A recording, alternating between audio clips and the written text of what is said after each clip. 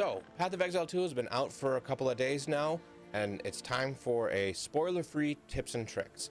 First things first, if you're new to the game and you have purchased a supporter pack, you will likely have some points to spend and you may not know where to spend those.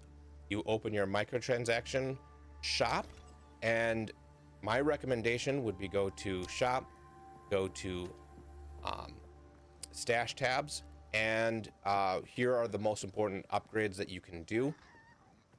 The first one is upgraded to a premium stash tab. Upgrading to a premium stash tab will allow you to sell things on the trade site, which is now active and seems to be working, so it looks good. The next thing is the gem stash tab. That will save a lot of space. I'm beginning a lot of extra support gems and uncut gems, and they will clog your inventory quick. You can store a lot more of them in the gem stash tab. And then the last one that I'd recommend early on is the currency stash tab. That helps you to keep your currency organized and take up much less space. They can stack a lot higher in the currency tab. For example, this is the currency tab. It's got a spot for every kind of currency, and you can see that normally some of these items will stack. Here we go. This scroll of wisdom. Normally you can only have 40 in a stack, but this spot can hold more than 40. If it's like Path of Exile 1, it'll probably hold 5,000 of them in this stack. The gem is also an important one. You can see here that this stuff would fill up my inventory if I didn't have a stash tab to hold it in. Those would be my first things. I would recommend, if you aren't having trouble yet, wait for a stash tab sale. They tend to be every 3 weeks or so, and you'll save yourself some points and be able to get a few more if you do so. Next up, what is cross character? So every league is individual, but every character in that league shares a few things. The stash tab is shared between all your characters. Everything in your stash is shared between your characters, and your gold is shared. So if you start a character and you get pretty far, you're not really liking it, and you start a new character, you won't start from the beginning. You will have some gold and maybe some gear and some currency items to use on the next character. That includes hardcore mode. That includes solo self-found. Solo self-found is your self-found for your character, or your account, not your character. So you'll be able to help yourself out that way. Movement. There are 3 different kinds of movement. WASD is my preferred. You can also do click to move, which you can switch between the 2 of those by clicking this button here, and now I'm click to move. And there's also controller.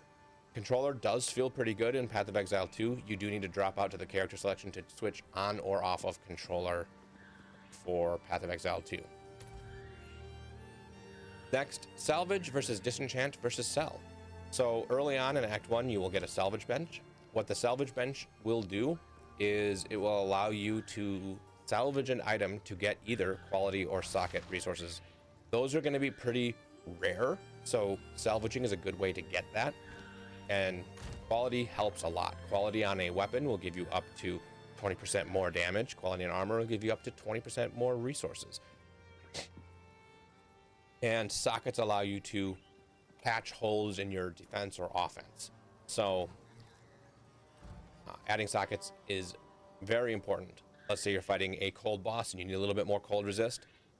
You can go find your cold resist rune and sock it into your armor, and now you have a little bit more cold resist, and that'll help you out in that fight. You can get these off the ground occasionally, but the best way to get these resources is by picking up quality or socketed items and salvaging it. If something is quality and socketed, you will get both types of resource from salvaging it. Next option is disenchanting. It's very similar to salvaging, but it is for blue or rare or uniques. And what happens here is you disenchant an item. A blue item will give you a transmutation shard, a yellow item will give you a regal shard, and a unique will give you a chance shard. Once you get 10 of these shards, you'll get the actual currency for it. The transmutation upgrades a normal to magic, so that's starting the crafting system. Your next step would be to augment, and then if the item is good enough, and you want to spend some regal on it, that'll upgrade it to yellow. At that point, you can do exalts on it and finish out the item if you want to spend that much on it. If you don't need any of these resources at the moment, which early on you start to get enough transmutations you don't feel like you need it, then it's a good idea to start selling items, and when you sell them, you will get gold for it, and then you'll be able to use that gold at any of the vendors to buy maybe gear upgrades, or at Finn here, he does gambling, so you can get a random item for some money.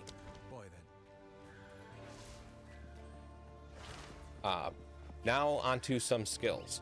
So when you are socketing your skills, you can hit G to open your skill menu. There's a couple things to keep aware of here that are new to Path of Exile 2. One is the support gem capacity.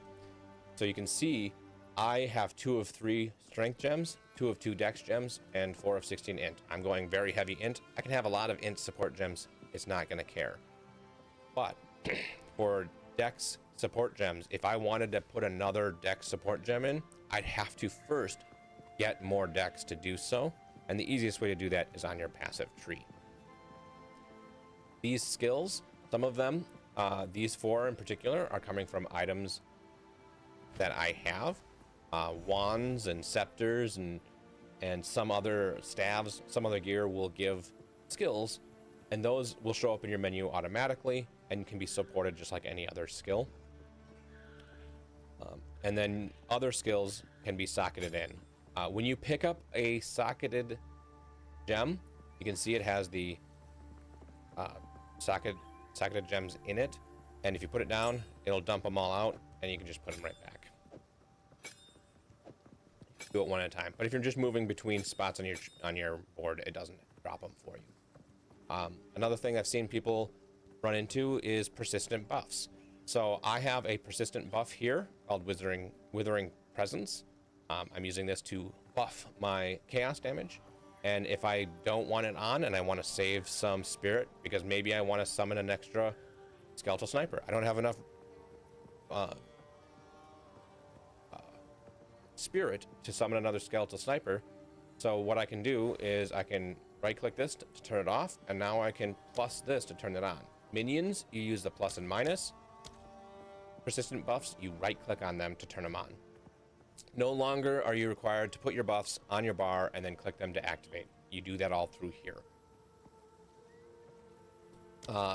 Gear upgrades. So where do you get gear upgrades? A lot of what I've been getting has been identifying yellow items on the ground, or sometimes blue items. If I go a long time without upgrading my gear, a good blue item can be better than a bad yellow item that I've been using.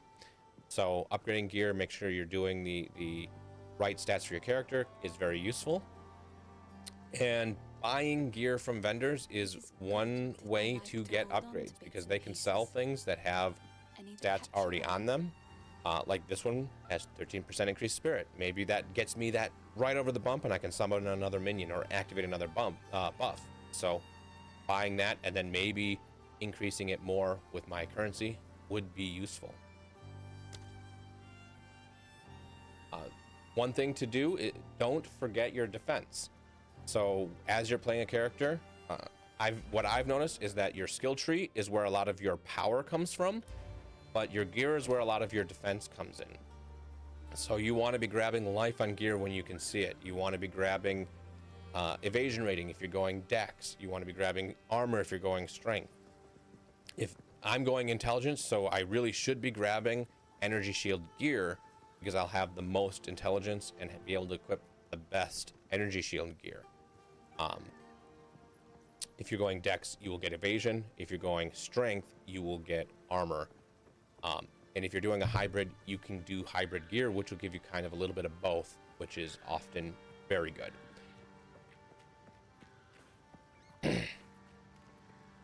Another thing that I've seen is a little bit confusing sometimes is weapon set skill points and how do you use them. So I'm going to pretend that I have in my weapon set 1 a cold based attack, and in my weapon set 2 a fire based attack. What I can do when I have skill points to spend and weapon points. You need skill points and weapon points available in order to spend these. You can click on weapon set 1. I said weapon set 1 was fire, I believe. So I'm going to throw these fire nodes in and apply those points. And then you can see this isn't the normal colored yellow line. It's got a faint red line on them. That shows it's weapon set 1.